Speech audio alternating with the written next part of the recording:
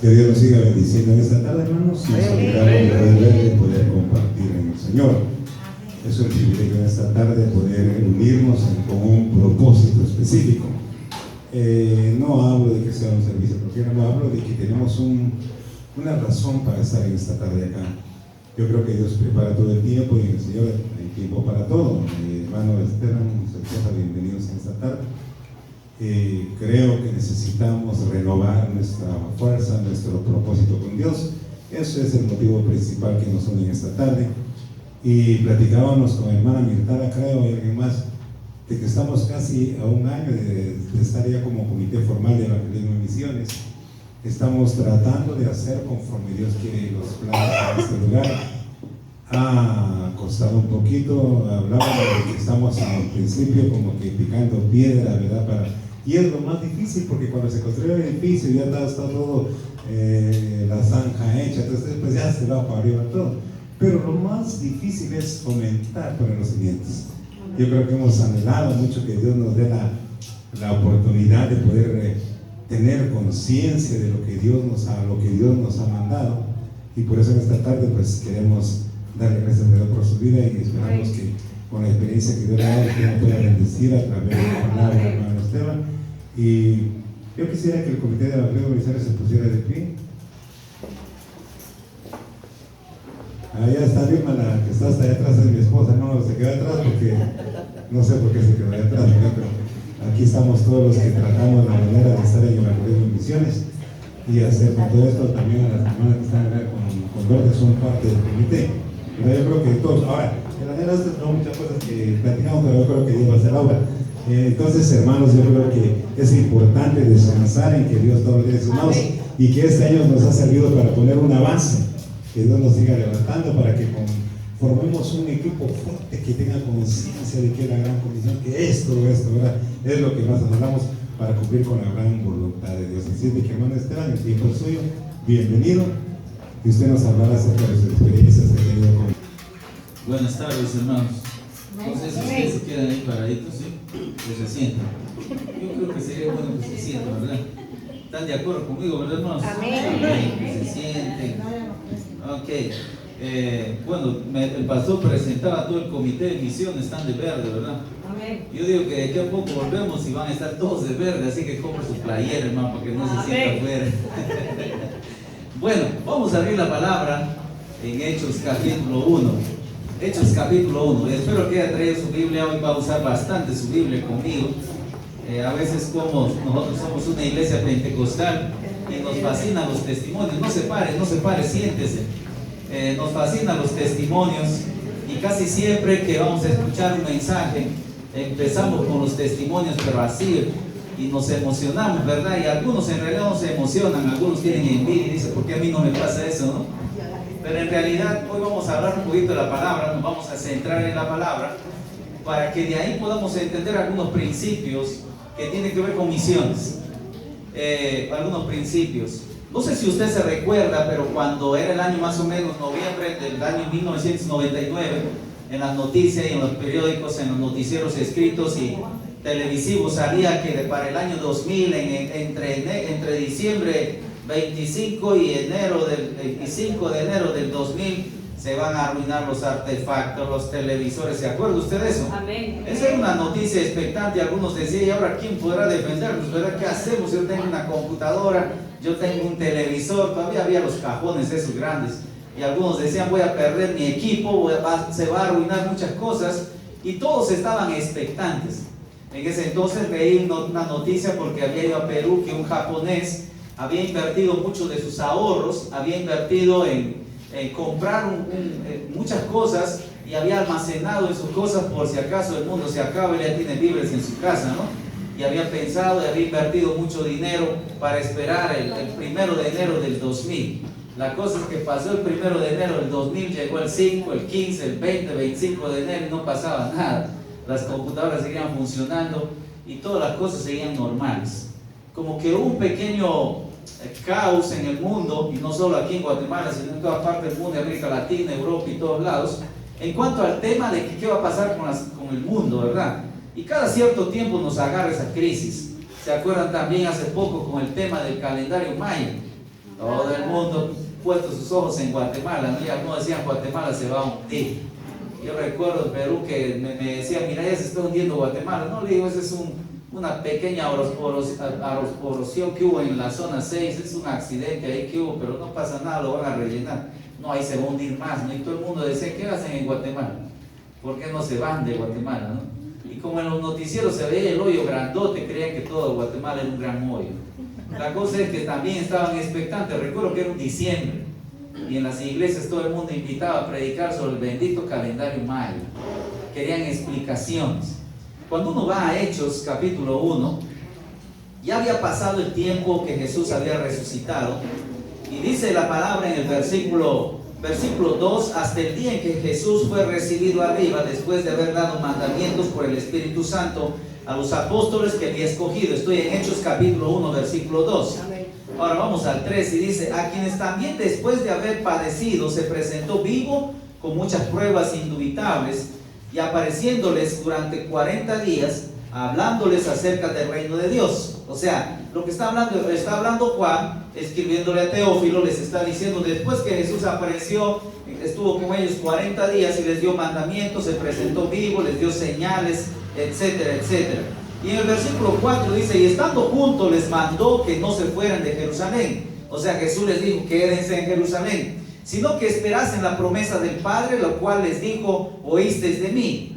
Porque Juan ciertamente bautizó con agua, mas vosotros seréis bautizados con el Espíritu Santo dentro de no muchos días, les dijo Jesús. O sea, Jesús les está diciendo, no se muevan de Jerusalén, yo me voy, pero ustedes quédense aquí en Jerusalén, en un lugar determinado geográficamente. Entonces dice el versículo 6, entonces los que se habían reunido les preguntaron diciendo, Señor, se van a arruinar las computadoras, se van a quemar los televisores, ¿no? ¿Qué pasó con el calendario maya, no? Entonces empezaron una serie de preguntas y le dijeron, Señor, los discípulos empezaron a preguntarle, ¿restaurarás el reino de Israel en este tiempo? ¿Restaurarás el reino de Israel en este tiempo? Como que ya resucitaste, ahora sí nos damos cuenta que eres un Dios real. O sea, ahora sí, pues tú eres la resurrección y la vida. Ahora sí, pues no sé cuáles son los planes, pero vas a restaurar. ¿Qué va a pasar ahora con el pueblo? Entonces miren la respuesta del Señor. Y les dijo, no os toca a vosotros saber los tiempos o las sazones que el Padre puso en su sola potestad. De hecho, la iglesia hoy en día está expectante, y mucha gente está expectante a los acontecimientos que pasan en el mundo. Hay gente que a veces pone en las redes sociales lo que está pasando, lo que está haciendo Trump, lo que está haciendo el otro y aquello, lo que predica la gente, y está muy expectante. Pero una de las cosas es que la iglesia ha perdido expectativa, y a veces lo que menos hacemos en cuestión de hacer uso de las redes sociales para comunicarnos con otros, es el hecho de poder transmitir la motivación y poder compartir a otras iglesias o a otros creyentes para poder involucrarse a lo que tiene que ver con la gran comisión, lo que tiene que ver el alcance misionero. Todo el mundo está preocupado. Ahorita, desde hace un par de días atrás, Estados Unidos pues le dijo a la famosa Corea del Norte, y le dijo a este joven presidente ahí, le dijo, Señor, si usted no deja de estar amenazando, si no para de dar amenazas, usted va a recibir un buen bombardeo. Entonces ahorita mucha gente allá está en tensión, mucha gente está preocupada. De hecho, muchos también ya están diciendo que viene otra guerra, ¿verdad?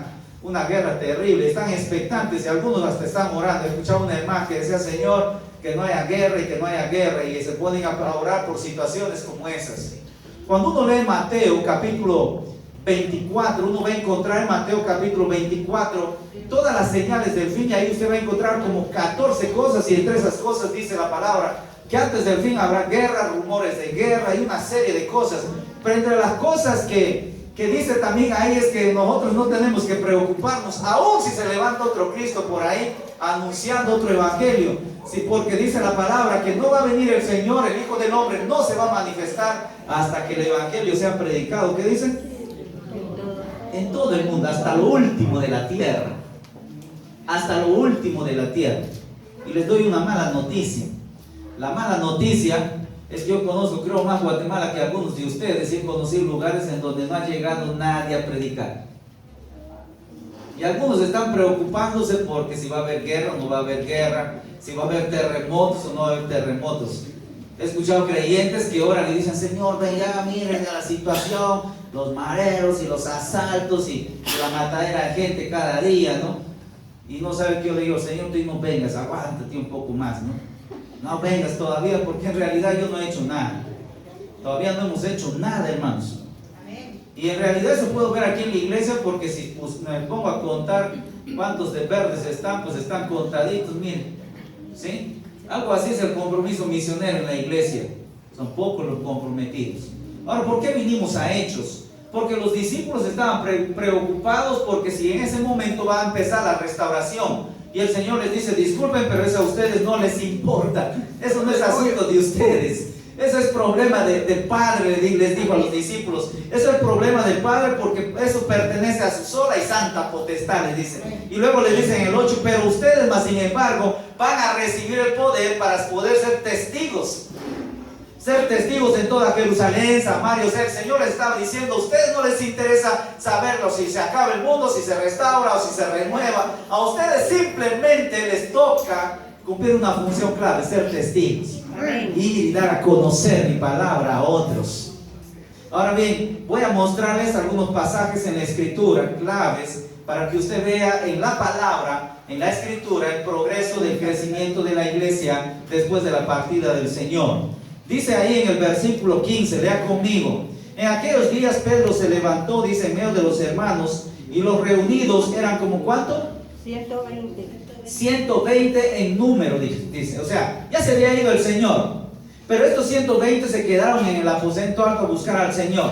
Se quedaron allí a buscar. Ahora vamos al capítulo 2, versículo 41. Capítulo 2, versículo 41. Pues ya vino el Pentecostés, el Espíritu Santo fue derramado y Pedro se echó un mensaje poderoso. Y mire lo que dice ahí en el versículo 41 del capítulo 2. Así que los que recibieron su palabra fueron bautizados, y se añadieron aquel día como ¿cuántos? 3,000 personas. Mire lo interesante, de 120 ¿a cuánto? A 3,000. No sé cuántos caben aquí sentados, pero imagínense que de un porrón se conviertan 3,000. ¿Habrá 3,000 gentes en toda la colonia? 3,000, imagínense. No cabríamos aquí. Entonces, vamos ahora al capítulo 4, versículo 4. Capítulo 4, versículo 4. Ya la iglesia se estableció. Con la predicación de Pedro, la gente se convirtió. La iglesia se estableció en Jerusalén. La iglesia empezó a practicar lo que habían recibido del Señor, a perseverar en la doctrina de los apóstoles, en la comunión unos con otros, en el partimiento del pan, dice la palabra ahí, pero también en la oración. Ya viviendo la palabra, entonces dice el capítulo 4, versículo 4: pero muchos de los que habían oído la palabra creyeron, y el número de los varones era como ¿cuánto? 5,000. O sea, pues no dice la palabra si a esos 3,000 se agregaron otros 2,000. La cosa es que en la iglesia ya había ¿cuánto? 5,000. ¿Dónde estaban? En Jerusalén. 5,000 ya habían en Jerusalén. Ahora, si usted va conmigo al capítulo 5, versículo 14, espero que esté marcando ahí su Biblia usted. Capítulo 5, versículo 14, lea conmigo. Miren lo que dice. Ya la iglesia estaba creciendo de una manera espectacular. Pero miren lo que dice el 14: y los que creían en el Señor aumentaban más en gran número, así de hombres como de ¿qué? ¿Saben por qué dice gran número? Porque perdieron la contabilidad. Ya no podían inventariar. Y el libro de miembros ya no alcanzaba. La palabra ahí dice en gran número. Algunos comentaristas dicen que había pasado ya de 10,000. Se piensa que había pasado la iglesia de 10,000. Pero fíjese todavía en qué clavo se mete la iglesia. Capítulo 6, versículo 7. Ya la iglesia estaba creciendo. La iglesia ya tenían diáconos organizados, los ministerios organizados. Versículo 7 del capítulo 6. Y crecía la palabra del Señor, y el número de los discípulos ya no solo eran creyentes, eran discípulos. Se multiplicaban grandemente en Jerusalén. También muchos de los sacerdotes obedecían ¿a qué? A la fe. O sea, si usted ve ese texto, o sea, ya ni siquiera decía gran número, ya había multitud, dice ahí, se multiplicaba grandemente. ¿Dónde? En Jerusalén. O sea, la iglesia había crecido de tal manera que ya Jerusalén, se puede decir, estaba topado. ¿Sí? Estaba topado con el evangelio. En ese contexto empieza lo que se llama la persecución con el famoso mártir Esteban, a partir del capítulo 6, versículo 8. Empieza una persecución terrible. Pero ahora vamos al capítulo 9, versículo 31. Capítulo 9, versículo 31. Dice ahí: entonces las iglesias, ya no era solo una iglesia, eran las iglesias. Las iglesias tenían paz por toda Judea, Galilea y Samaria, y eran edificadas andando en el temor del Señor, y se acrecentaban fortalecidas por el Espíritu Santo. Hermano, ese texto explica muchas cosas. Lo que dice Hechos 1:8: toda Judea, toda Galilea, las iglesias, o sea, ya no solo estaba en Jerusalén, la iglesia había crecido por toda Judea, por toda Galilea, por Samaria, y estaban gozando después de un periodo largo de persecución de paz. Pero no solo eso, dice que eran edificadas. ¿Cómo eran edificadas? Andando en el temor del Señor, y se acrecentaban, o sea, seguían creciendo, fortalecidos. ¿Por quién? Por el Espíritu Santo. O sea, la iglesia seguía creciendo. Ahora, si usted ha leído bien la Escritura, especialmente Hechos, hasta ese entonces a los creyentes no se los llamaba cristianos, se los llamaba los del camino. ¿Por qué se les llamaba los del camino? Porque era gente que cuando regresaban a su casa o venían a adorar al Señor en Jerusalén o en cualquier lado donde se había plantado una iglesia, conforme iban a su casa, se iban compartiendo. Eran los del camino porque en el camino se iban predicando, así los conocían. Eran los del camino. Y de hecho hay mucha referencia bíblica con relación a eso, desde Hechos capítulo 9, cuando dice la palabra ahí que Saulo de Tarso, iba persiguiendo a los del camino, dice. Perseguía a los del camino. Pero cuando yo no quiero hablarles de eso, lo que quiero es que vayan ahora a Hechos capítulo 11. Hechos capítulo 11. Y el evangelio empezó a irse a otros lugares. Y el evangelio salió de Jerusalén, se fue a Judea, Samaria, y empezó a regarse el evangelio y a plantarse iglesia por todas partes. Y dice el capítulo 11, versículo 26, y se congregaron allí todo un año con la iglesia, y enseñaron a mucha gente, y a los discípulos se les llamó cristianos. ¿Cómo dice ahí? Por primera vez en Antioquía. ¿Por qué se los llamaba cristianos en Antioquía? Porque en ese lugar, Antioquía, de Jerusalén, más o menos hasta Antioquía, eran casi 600, 700 kilómetros, eran lejísimos. Y en ese entonces no había carro, no había tren, entonces había que caminar 600 kilómetros. O sea, el evangelio ya se había ido a otras regiones, a otros lugares. Y en Antioquía, que estaba muy al norte, lo que hoy es Siria, ahí era Antioquía. O sea, ahí era Antioquía. Entonces se plantó la iglesia de Antioquía. Y la iglesia de Antioquía empezó a crecer y se constituyó en una base misionera. Y siendo una base misionera, entonces allí la gente empezó a llamarse cristianos. ¿Por qué? Porque eran seguidores de Cristo. Eran seguidores de Cristo. Entonces, cuando llegamos al capítulo 13, ya se habla propiamente de la iglesia de Antioquía. Una iglesia que era producto de la evangelización, del compromiso que empezó en Jerusalén. Dice el capítulo 13, versículo 1. Había entonces en la iglesia que estaba en Antioquía, mire lo que había. Esta era una iglesia bendecida, había profetas, maestros, y empieza la lista de nombres. Capítulo 2. Ministrando estos, o sea, estos profetas, estos maestros, estos predicadores, maestros de la palabra, ministrando estos al Señor y ayunando, dijo el Espíritu Santo, apartadme a Bernabé y a Saulo para la obra a la que os he llamado. En este contexto de la iglesia se empieza a ver por primera vez el llamado misionero. ¿Por qué digo esto? Porque usted puede leer desde Hechos capítulo 1 hasta el capítulo 12 y usted no va a encontrar, aparte de la conversión de Saulo, algún otro personaje, aparte de los diáconos por supuesto, pero ya eran cristianos. O sea, aparte de Saulo, a quien el Señor le llama con un propósito definido, más aún dentro del contexto de una iglesia. Este es el único caso dentro del contexto de la iglesia en donde Dios hace un llamado, escuchen bien esto, un llamado misionero. Dentro del contexto de una iglesia en donde se empieza a tener un mensaje y un nombre cristocéntrico, un mensaje cristológico. En ese contexto Dios dice y habla a través del Espíritu Santo que aparten a dos personajes, a dos creyentes allí, a Bernabé y a Saulo, que posteriormente es conocido como Pablo, pero es el Pablo del capítulo 9. Entonces, esta viene a ser, aparte de Jerusalén, la iglesia modelo en misiones. Ahora quiero regresar así imaginariamente al capítulo 2. Cuando uno ve en el capítulo 1, versículo 14, eran 120. En el capítulo 2 viene el Pentecostés, el Espíritu Santo bautiza a todos, empiezan a hablar en lengua. Pedro se para y predica la palabra y se convierte en ¿cuánto? 3,000. Se convierten los 3,000, pero la iglesia ya estaba constituida. Todos tenían comunión, cosas en común, practicaban la doctrina de los apóstoles, practicaban la cena del Señor, oraban juntos, todos juntos. Pero era una iglesia que no estaba visionando la obra misionera, sino hasta el capítulo 7, cuando después de toda su comodidad, creciendo y creciendo, ya perdieron la cuenta del crecimiento y estaban como medio congestionados de tanto crecimiento. Se habían olvidado de Hechos capítulo 1, versículo 8, de ser testigos. Más allá, sí se extendieron, pero dentro propiamente de su nación. La palabra va a decir en el capítulo 9, va a decir que se extendió Judea, Samaria, pero seguían siendo judíos.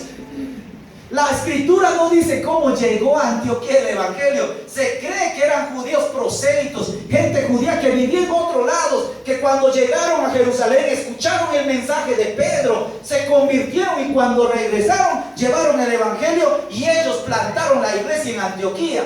Más sin embargo, esa iglesia, para que sea una iglesia misionera, necesitaban ¿qué? Un sacudón.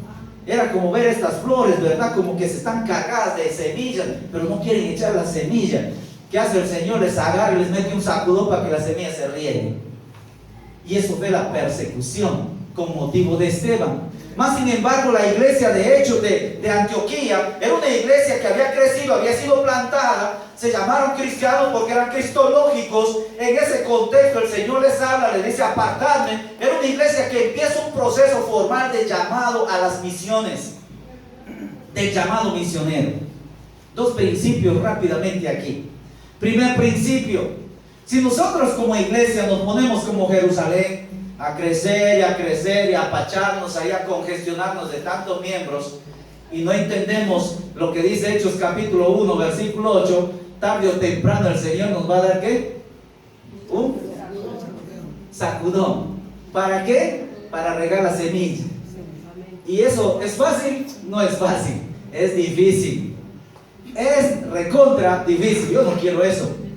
¿Qué prefiere usted? ¿Que de un puntapié le saquen de su casa para que vaya a plantar otro? ¿O que le digan, mira, tenga, usted vaya voluntariamente para allá, mire, allá plante otro? Antioquía voluntariamente reaccionó. No había persecución. No había persecución. Ellos voluntariamente empezaron a buscar al Señor. Ahora, el tema de esta mañana, por supuesto, no tiene nada que ver ni con Jerusalén ni con Antioquía. De esta tarde el tema es los obstáculos para el cumplimiento de la gran comisión. ¿Por qué la iglesia hoy en día ha perdido la perspectiva? Algunas iglesias están creciendo como Antioquía desmedidamente, pero no tienen ningún compromiso. Otras iglesias en realidad tienen todos los ministerios dentro del contexto de la iglesia local, pero que no están cumpliendo la gran comisión. ¿Qué está pasando con la iglesia? Una iglesia enviadora, una iglesia misionera. Escuche bien esto, número uno.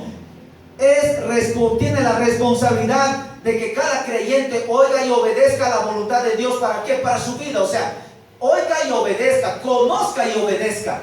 O sea, una iglesia que comprende su visión misionera es una iglesia en realidad que ha transmitido a los creyentes la sensibilidad de poder entender lo que es la gran comisión, pero en el sentido de obediencia a la voluntad de Dios como parte de la voluntad de Dios. O sea, una iglesia misionera es una iglesia que dentro del contexto de su realidad es como esta iglesia de Antioquía. Mire lo que dice el versículo 1. Había entonces en la iglesia quienes que estaban en Antioquía, profetas y maestros. Empieza a decir Bernabé, Lucio, Manaén y Saulo. O sea, la iglesia tenía predicadores y tenía maestros. Entonces dice, se supone que si hay profetas, maestros, entonces van a predicar la palabra. Y los creyentes que escuchan la palabra lo van a escuchar, se van a edificar y van a obedecer. En ese contexto de obediencia, esa es una de las primeras evidencias de que una iglesia comprometida con la gran comisión es una iglesia en realidad que sabe su responsabilidad. Cada creyente dentro de esa iglesia entiende su compromiso con hacer la voluntad de Dios. Entonces, cuando la iglesia es ministrada, cuando la iglesia es edificada, entonces la iglesia va a responder positivamente porque va a poder escuchar la voz de Dios, va a ser sensible a la voz de Dios. Y va a poder decir y escuchar cuando dice, apartadme a fulano y a vengano. Entonces va a poder decir, sí, el Señor está llamando. Cuando hace poco yo tenía por ahí mis 12 años, mi padre era misionero en la selva amazónica. Yo he sido, creo que si en ese entonces en mi ciudad hubieran habido psiquiatras, creo que yo estaría en el centro psiquiátrico, porque en la iglesia me ponían 2 diáconos asignados porque yo era recontra hiperactivo, ¿no? Me hubieran diagnosticado trastornos de hiperactividad por déficit de atención. Pero la cosa es que yo hacía muchas desgracias en la iglesia. Y desde pequeño le decía a mi papá, papá, yo quiero ir contigo a predicar la palabra, porque papá era misionero, iba a las tribus y viajaba muchos meses, se iba 3, 4 meses con el equipo a misiones, a plantar iglesias en las tribus. Y él nunca me quería llevar, y él me decía, no, o te vas a ahogar, o te va a comer un lagarto, te roba la anaconda, y así me asustaba. Entonces, yo cumplí mis 12 años, le dije, ya tengo 12 años, ya soy grande, le dije, ¿no? O sea, yo quiero ir, no va a pasar nada, yo me voy a cuidar. No, te vas a meter al río, te vas a caer de un barranco, y empezaba él, ¿no? Entonces tanto le insistí un día y me dijo, vaya pues, no he pedido permiso a nadie, solo compartí el equipo, pero está prohibido llevar a nuestros hijos. Y en realidad esa era la regla, no se podía llevar niños pequeños. Mi padre me metió en una caja de leche, una cajota grande de madera, me clavó ahí casi como un ataúd y me metió al barco porque se viajaba en un barco. Y estando ahí fuera de la vista de todos ya, y me sacó delante de todo el equipo, que eran como 17, 20, y me dijo, bueno, aquí está este mijo, ayúdenme a cuidarlo, ¿no? No vaya a hacer que se caiga y una serie de cosas, yo ahí inocente, parado, sin hacer travesuras, escuchando. Y estando ahí me sentó y me dije, ¿para qué querías venir? Para ver, mira pues, me dicen, mira y observa. Entonces yo le dije, es que yo quería venir para ver cómo es que ustedes comparten el evangelio en las tribus donde no entienden el idioma, donde la gente es diferente, donde la gente no escucha, donde la gente... Y empecé a hacer un montón de cuestionamientos. La cosa es que cuando llegamos a la tribu, lo primero que yo vi no fue a la gente. Vi los árboles frutales, vi los troncos de papaya, no de guayaba, de una serie de frutas, y me olvidé de la gente. Y yo con buen niño por ahí colgado por los palos, comiendo desayuno, almuerzo y cena, las frutas de las tribus. Entonces, ya para regresar, mi papá me dice, llevas tanto tiempo y no te has relacionado con nadie, solo paras en los palos. Y me dice, yo creo que a ti el Señor nunca te va a usar en nada, me dijo, ¿no? Me echó una así de esas, pero que yo, como no me importaba mientras haya frutas, dije yo, no vale lo que él dice, ¿no? Entonces, y cuando regresé a mi casa, le conté a mi mamá que mira, ahí hay frutas, y mi mamá solo escuchaba que comida y frutas y comida y frutas. Y me dice, ¿y a quién has predicado? Me dice, ¿a quién hablaste de ti, del evangelio? Pues a nadie. ¿Para qué me dice, hay 20 ahí? ¿Yo qué? Le digo, no, yo tengo 12 años y ahí hay 20 hermanos que han estudiado y con institutos bíblicos, ¿no? Y mamá me mira y me dice, nunca más te vas a ir. Y tu padre se arrepintió de llevarte, porque no podía hacer con libertad las cosas. ¿Sabe qué? En resumen, yo no entendía muchas cosas. Para mí, mi adolescencia, mis 12 años, era un vacilón lo que yo iba a hacer. De hecho, nada de lo que había hecho mi padre en 3 meses ahí, yo me enteré. O sea, quiere decir que yo estuve 3 meses ahí y yo no hice nada ni vi nada. Me explico.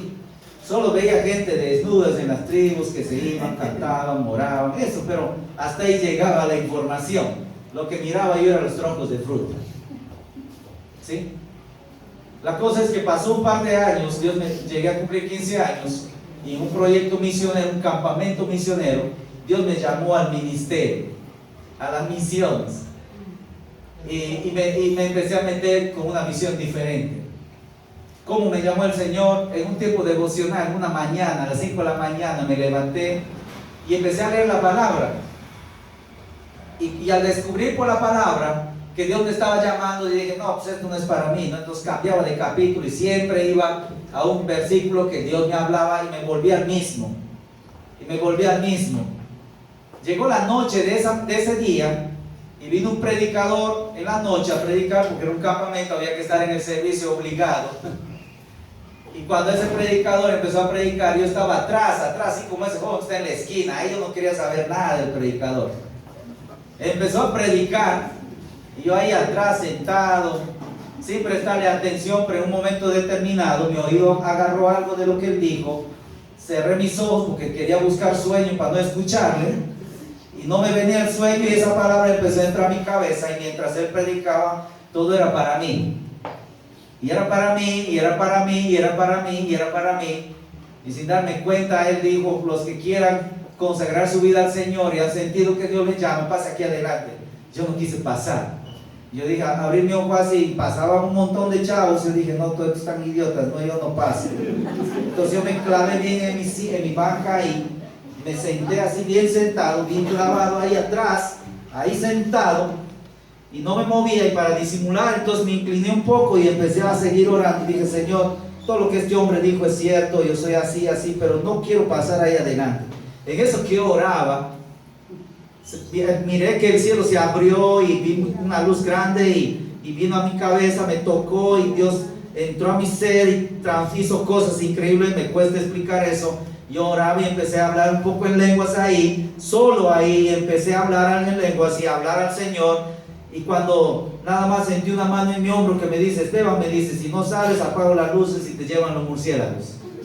Cuando yo abrí mis ojos, todos se habían ido, y ya solo el que apagaba la luz de la capilla estaba ahí.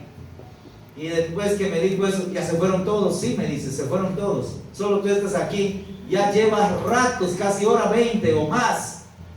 Y en eso que él me mira y me dice, ¿qué te pasó? ¿Te orinaste? Me dijo. Me miré y estaba sudado y todo por abajo mojado, como alguien me hubiera echado agua. Cuando yo me levanté de ese lugar, Esteban, el viejo, se quedó ahí. Dios me había llamado al ministerio. Al día siguiente, todo lo que yo abría la palabra, y una de las cosas que abrí fue en Corintios, cuando dice, y se requieren estos tiempos que se levanten hombres, que sean administradores de los misterios de Dios, y que cada uno sea hallado fiel.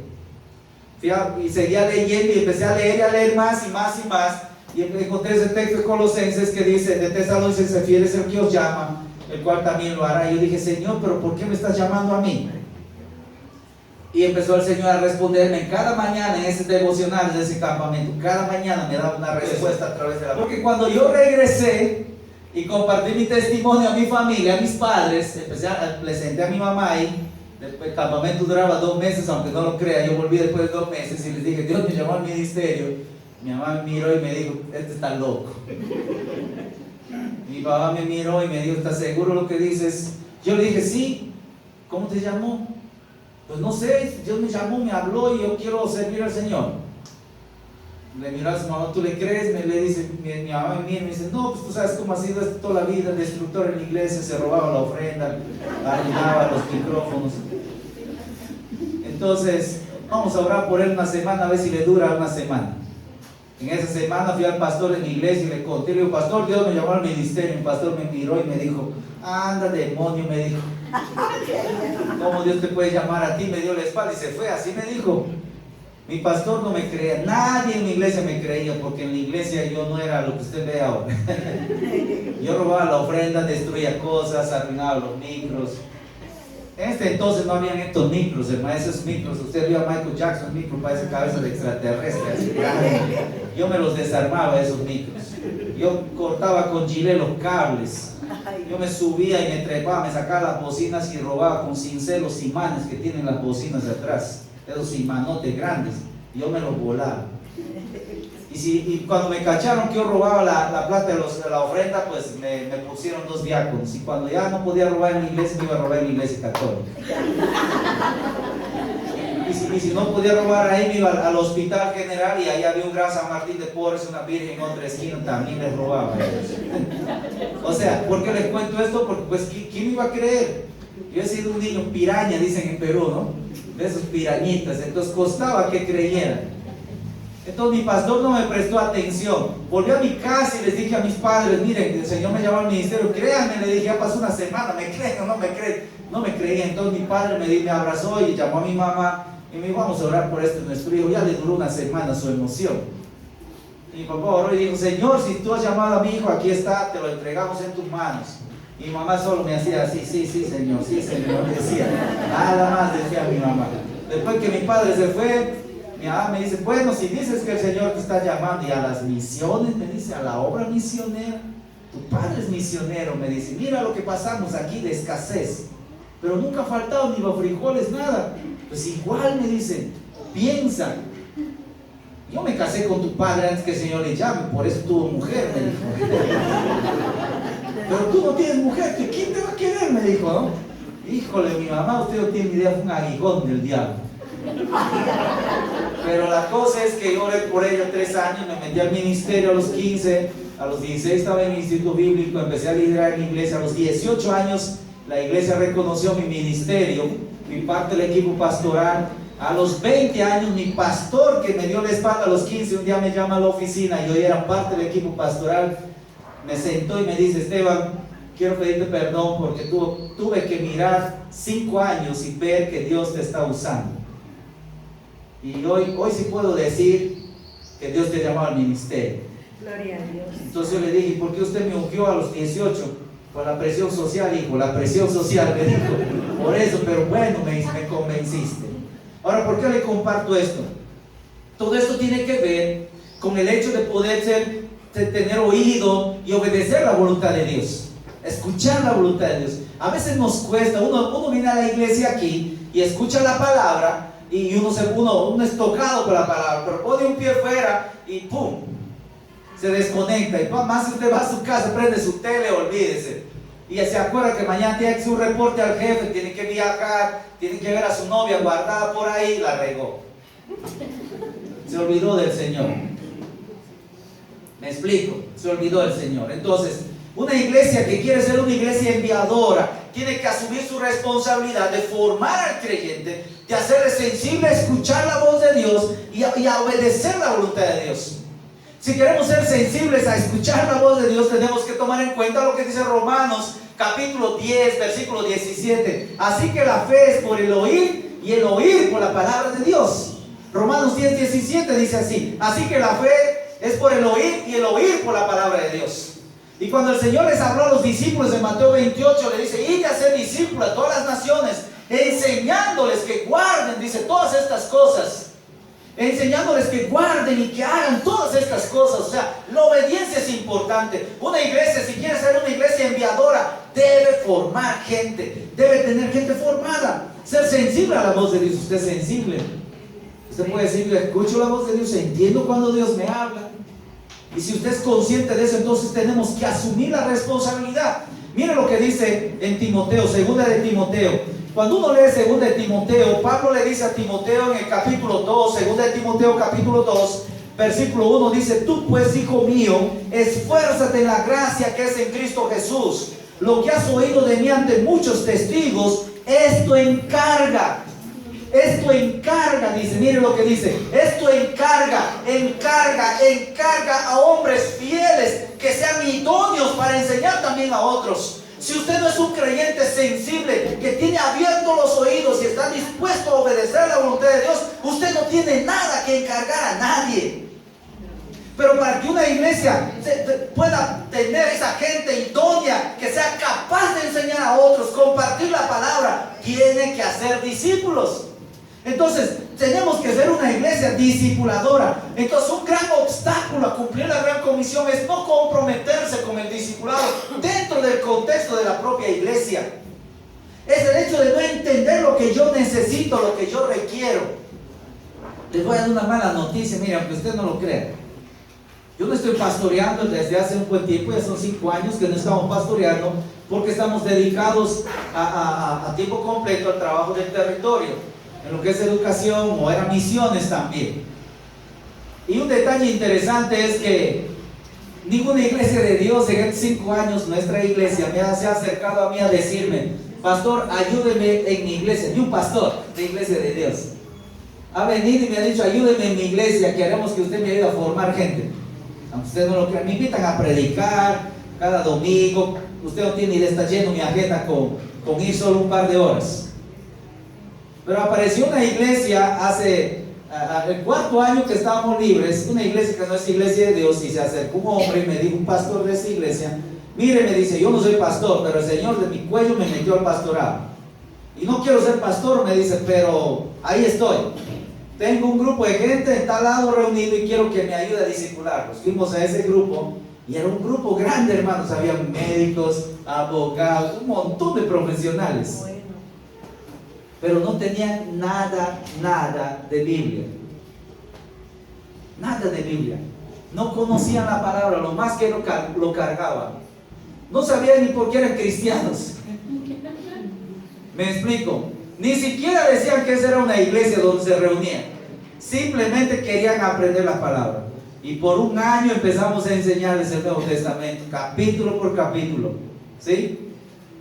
Y llegamos juntos a la conclusión de que vamos a plantar una iglesia y también vamos a hacer una iglesia enviadora. Hoy ellos están yendo, miren, ni siquiera tiene rótulo su iglesia todavía, pero van a Escuintla, a Escuintla, por Santa Lucía, y ahí en Escuintla, más adelante unas aldeas, están yendo cada 15 días a predicar. Su iglesia no tiene nombre de iglesia, pero están yendo a predicar. Es un grupo más o menos como de 50, 70 gentes.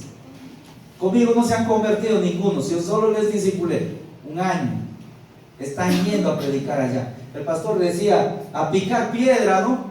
Entonces yo les dije que un día sería la iglesia picapiedra, de los picapiedras, ¿no? La cosa es que desde hace 1 año también se comprometieron, recibieron una donación, Carretera Chimaltenango, de una ONG. Unos americanos dijeron, nos vamos, ya no queremos trabajar aquí, mucho asaltan, mucho roban, pero aquí tenemos la casa, aquí tenemos todo esto, ayúdenos. ¿No quieren ustedes agarrarlo? Y este hermano volado se fue y dijo, denos a nosotros. Y en la iglesia, hermanos, una familia que quiere hacerse cargo, se levantó una mujer que tiene escoliosis degenerativa, ¿sí? Su esposo es un ex convicto de la cárcel, es el único con antecedentes penales en esa iglesia, ¿sí? No tiene ni dientes su esposo. Ella tiene 3 hernias en su columna y tomó hace 1 año esa aldea. Vaya a ver cómo está esa aldea. Hoy cada semana, cada viernes va toda la iglesia a servir a los niños que están ahí, a atender. Hoy hacen cola, quieren meter niños, todos los padres quieren dejar sus niños ahí. Hoy tienen ahí otro grupo que está predicando. En menos de 1 año, y ellos no se han dado cuenta. Ahora me llamaron esta semana, pastor, ¿cuándo seguimos el discipulado? Gloria a Dios. Porque algo hizo el Señor con nosotros, porque ahora estamos en Escuintla y estamos en la carretera ahí a Chimaltenango. No porque yo fui, sino simplemente empecé a enseñarles lo que acabo de mencionar, lo que dice la palabra. Darles lo que el Señor dio a Timoteo, que Pablo le dio. Tú pues, hijo mío, esfuérzate en la gracia que es en Cristo Jesús. Lo que has oído de mí ante muchos testigos, esto te encarga a hombres fieles. La palabra fiel en griego es heteros didaxai, hombres fieles que sean idóneos para enseñar a otros, pero también fieles, porque uno que es fiel discierne quién es fiel. Ahí está. Y esa mujer tiene escoliosis, y le cuento, en silla de rueda anda ahora, pero está sirviendo, está atendiendo a los niños. Por lo que veo aquí hay un montón de gente sana.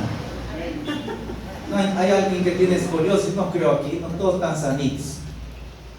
¿Sabe qué, hermanos? El compromiso. Entonces, una iglesia enviadora es aquella que sabe su responsabilidad en este sentido, de discipular, de formar, pero también es una iglesia que mantiene una vida, escuche bien esto, en santidad y llena del Espíritu Santo. Mire lo que dice Primera de Pedro. Primera de Pedro, capítulo 1. Primera de Pedro, el capítulo 1, cuando Pedro escribe a la iglesia de la dispersión, mire lo que le dice ahí. En el capítulo 1, vamos a leer desde el versículo 13, le dice, por tanto le dice, 1 Pedro 1, 13, por tanto le dice, ceñid los lomos de vuestro entendimiento. O sea, hazte una ajustadita en tu cabeza. Sed sobrios y esperad por completo en la gracia que os traerá cuando Jesucristo se manifieste.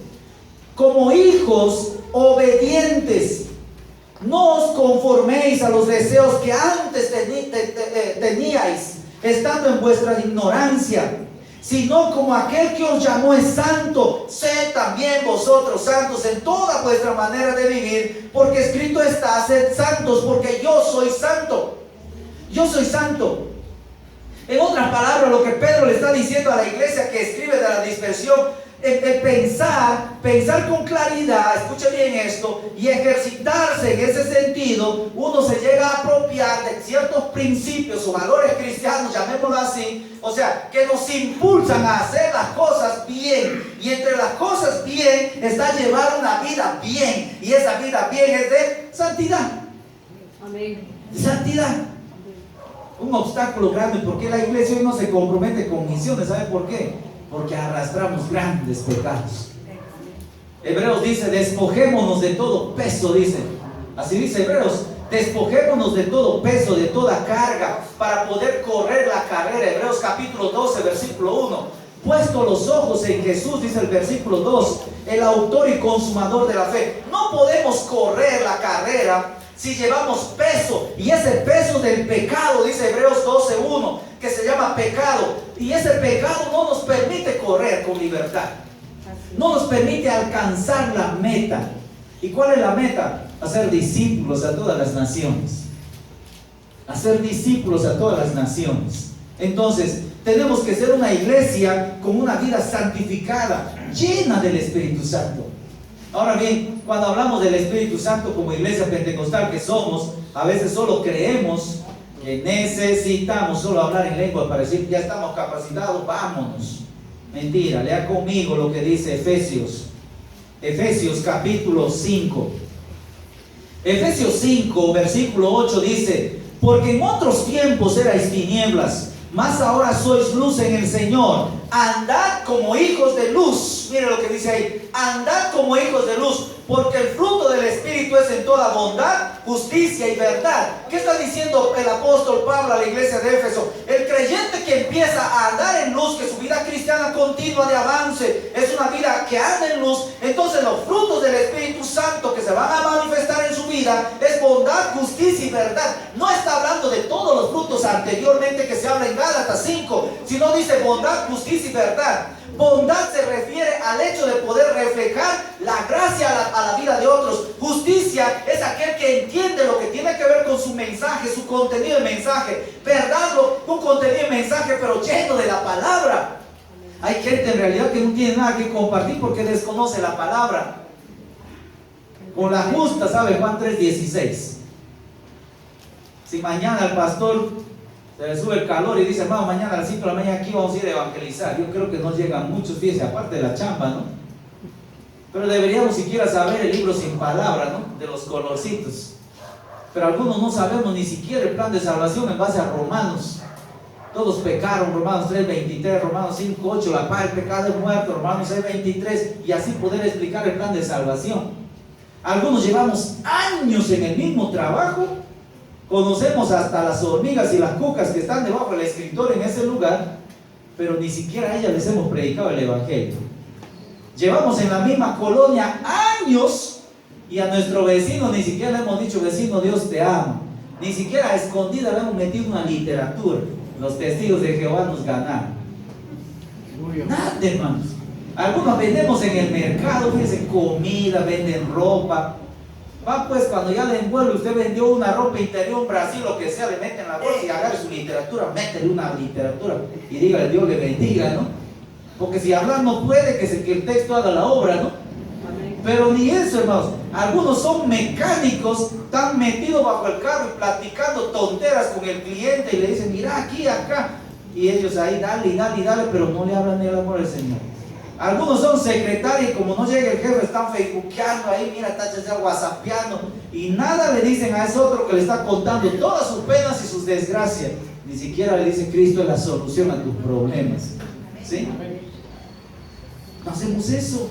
¿Por qué? Porque no hay compromiso. Y la razón es ¿por qué? Porque no hemos definido andar en la luz de Jesucristo. Entonces, cuando decidimos andar en luz, versículo 10 que dice, comprobando lo que es agradable al Señor, vas a poder entender cuál es la voluntad de Dios a tu vida. Eso dice el 11, comprobando lo que es agradable al Señor. Versículo 10 y 11 dice, y no participes en las obras infructuosas de la carne, sino más bien reprenderlas, porque vergonzoso es vamos a hablar de lo que ellos hacen en secreto. ¿Qué quiere decir eso? Que no solo tú vas a poder comprobar la voluntad de Dios, sino vas a tener autoridad para reprender las obras del diablo. Y no solo vas a tener autoridad para reprender, versículo 13, miren, mas todas las cosas cuando son puestas en evidencia por la luz, son hechas manifiestas porque la luz es lo que manifiesta todo. Cuando tú decides andar en la luz de Jesucristo, vas a tener tal autoridad que aún vas a poder sacar evidencia, faltas y pecados y poder decir, mire hermano, ¿se compone o lo compongo? ¿No? Me explico, porque a veces conocemos falta de la gente y solo decimos, mira, pues sí está chicharrón, pero así se va a la iglesia, así sube al púlpito, así hace esto y así hace aquello, pero no hacemos nada. Me explico. Y no solo eso, lea conmigo el 15. Dice, mirad pues con diligencia cómo andéis, no como necios, sino como sabios, aprovechando bien el tiempo, porque los días son malos. Cuando el creyente decide andar en la luz, no solo va a saber comprobar lo que es agradable al Señor, no solo va a tener autoridad para reprender, no solo va a poder tener autoridad para poder ayudar a aquellos que están en falta, sino también va a tener, ¿qué dice ahí la palabra? Va a ser un creyente diligente, que va a poder aprovechar bien su tiempo, no va a perder tiempo para nada. Anoche les decía a mis hijas, yo quisiera que ustedes ordenen esto. Y mis hijas me dicen, es que estamos ocupados, mire, va a ser la 1, era casi la 1. Tenemos que estudiar esto y esto. Y yo les dije que ustedes estudien a la 1, les dije. La noche es para dormir, hermanos. Es para dormir, a menos que seas guardián, vigilante, policía, ¿no? Pero es para dormir. ¿Y por qué no hicieron en la tarde? Me dicen, no, es que hicimos tal cosa. ¿Y quién les dijo que hagan? ¿Era su obligación? No. ¿Y por qué lo hicieron? A saber, me dice. Yo creo que si eso le preguntáramos a los papás, algunos dicen, a saber. ¿Quién te dijo que te sientes 2 o 3 horas en la tele? Algunos dicen, a relajarme. Pero hermano, la respuesta es a saber, ¿no? Acá saben, te dice, siéntete ahí. Eres el amo y señor del control, nadie me pide. Ahí, mire, bien prendido. Más que hoy jugó el partido, el clásico, ¿no? Ahí estaban prendidos. Entonces, ¿qué quiero decir con eso? Poco compromiso, hermanos. 3 obstáculos grandes: el hecho de no poder formar, el hecho de no poder mantener una vida santificada y el hecho de no poder ajustarse a una visión determinada de Dios, que es andar en la luz de Jesucristo. ¿Quiere más obstáculos? Hay un montón. Yo tengo aquí más de 30, pero se va la hora, miren, ya no me van a invitar otra vez. Mejor les dejo picado para que me vuelvan a invitar. Amén. Entonces, hermanos, ¿cuánto tiempo llevan las cosas del Señor? ¿Cuántos años ya estamos en las cosas del Señor? ¿Cuántas almas ya mandó para el cielo? No matándolas, no, sino es decir, recuperándoles, conquistándoles para el Señor. Cada vez que yo vengo a predicar de un lugar, mis hijas me dicen, papá, ¿y cuántos se convirtieron hoy? Y yo les digo, 2, 5. La semana, hace 2, 3 semanas atrás estuve en un evento juvenil, se convirtieron 85 jóvenes. Y les dije, se convirtieron 85. Bueno, ¿por qué te alegra? Digo, es que eres mi papá y todo lo que tú haces me beneficia, me digo. Y yo le dije, ¿quién te enseñó eso? Pues tú un día predicaste. Ah, dije, qué bueno que se acuerda, porque tenía 12 años cuando yo enseñé eso. Hoy tiene 24. Déjame decirte que cuando tú te comprometes con la obra, traes bendición a tu casa. ¿Sí? Traes bendición. Y si tu mujer es una mujer que ofrenda a la obra misionera, está comprometida, no sea un instrumento del diablo usted como marido. Porque por causa de ello usted está recibiendo bendición. Y si su marido, usted también no le friegue mucho al marido, dígale que sirva al Señor. ¿Sí? Trae bendición a la casa. Sus hijos son bendecidos. ¿Usted sabía eso? Son bendecidos. Pero algunos creemos que no, solo los de verdecito, miren. La próxima que vengo, yo que ya vea todos de verde, porque bien, ahora sí, toditos estamos aguacatotes aquí. Todos comprometidos con la obra, ¿no? Listos para hacer la obra. Evidencia de que también me comprometí. Entendí mi trabajo de buscar gente fiel que sea idónea, enseñando, formando. Me consagré al Señor. Hermanos, ¿qué queremos ser? ¿Una iglesia de Jerusalén cómoda? Que crezcamos hasta apretarnos y luego nos dé el Señor, miren, o suavecito, como dice ese famoso salmista, pasito a pasito. Despacito cantamos, Señor. Voluntarios. Dios quiere usarnos. Hermano, hay mucho que hacer. No se preocupe de las malas noticias. Eso a mí no me preocupa, si hay guerra, no hay guerra, si hay terremoto. Esas son señales del fin. Pero todavía no viene el Señor. La señal más grande es que el Evangelio ya está en todos lados. El día que usted vea plantado iglesia hasta el último de la tierra, asústese. Más si usted no ha hecho nada, ¿no? Ahí recién asústese. Por ahora no viene el Señor, hermano. Yo tengo que decir que no venga porque usted no ha hecho nada. Cuando ya le veo a usted saliendo, yendo a predicar, a plantar iglesia, a picar piedra, el pastor dijo pica piedra, seamos pica piedra, no importa. La obra es del Señor, ahí va a abrir el Señor una obra. Ahí va a abrir el Señor una obra. Señor, venimos delante de ti en el nombre de Jesucristo para darte las gracias, porque tu palabra, Señor, fue plantada en un lugar determinado de la tierra. Y en ese lugar tu palabra creció y muchos te conocieron a ti. Se formó una gran iglesia, Señor, pero era una iglesia cómoda, que quería seguir viviendo esa espiritualidad, ese gozo. Pero tú no quieres que vivamos así todo el tiempo. Tú quieres que seamos una iglesia que despertemos, que nos levantemos y que nos movilicemos a conquistar hasta lo último de la tierra. Si esta nuestra iglesia es así, cómoda, te pedimos que nos perdones. Ayúdanos, Señor, como iglesia, a ser como la iglesia de Antioquía, a levantarnos, Señor, y empezar a ser ministrados en la formación. Y si aquí hay gente ya formada, discipulada, ahora nos toca, Señor, buscarte a través de la oración y el ayuno, para que tú nos muestres, Señor, a dónde tenemos que ir a plantar una iglesia, a dónde tenemos que enviar el misionero, a dónde tenemos que ofrendar para que tu iglesia crezca. Señor, aquí está tu iglesia. Dile así: aquí está mi vida, Señor. Aquí está esta nuestra iglesia. No es una iglesia grande, Señor, en estructura, en membresía, pero somos una iglesia, dile así, dispuesta a obedecer. Somos una iglesia, Señor, que estamos siendo formados, discipulados, y hoy queremos asumir ese desafío de ir, Señor, a predicar tu palabra. Somos una iglesia, Señor, apta para predicar, porque dile así: yo vivo en santidad. Aleluya. Y si no estás viviendo en santidad, dile: Señor, perdóname, hoy quiero arreglar cuentas contigo. Porque el pecado, Señor, se ha vuelto una carga, un peso. En vez de ayudar a que tu palabra vaya, Señor, corra. Señor, yo estoy siendo un peso para la iglesia. Hoy quiero, Señor, pedirte que me perdones. Dile así: hoy quiero, Señor, reconciliarme contigo. Y hoy quiero asumir el desafío de ir y hacer discípulos hasta lo último de la tierra. Señor, si tú no sabes a dónde vas a ir aún, dile: Señor, aquí estoy yo, Señor. Úsame. Pon palabra tuya en mi boca para yo poder salir, Señor, con el equipo de misiones, con el equipo de evangelismo, a predicar tu palabra. Y si yo debo quedar en ese lugar, Señor, a continuar tu obra, aquí estoy yo, Señor. Dile así: aquí está mi vida. Úsame para tu gloria. Gracias, Señor. Gracias por esta iglesia. Gracias, Señor, porque tú has obrado y has usado a en particular para que tiempo atrás se plante en esta colonia, esta iglesia. Pero hoy, Señor, no queremos quedarnos aquí. Queremos levantarnos y salir hasta lo último de la tierra. Provee los recursos, Señor, el recurso humano. Provee el recurso, Señor, económico. Provee la disposición, la disponibilidad de nuestros corazones. Y Dios, si hay algún otro obstáculo, en el nombre de Jesucristo, Señor, sea quitado, para que tu iglesia se levante y predique tu palabra.